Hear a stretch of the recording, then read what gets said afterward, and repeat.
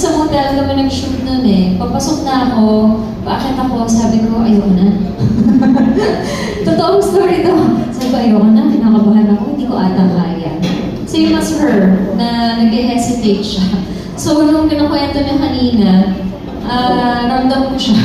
Kasi ganun din nangyari sa akin eh. But then again, we were shooting na, buong-buo na kami, nakakahiya naman, and ayaw mo ma-disappoint yung mga boss. So, tinuloy ko siya.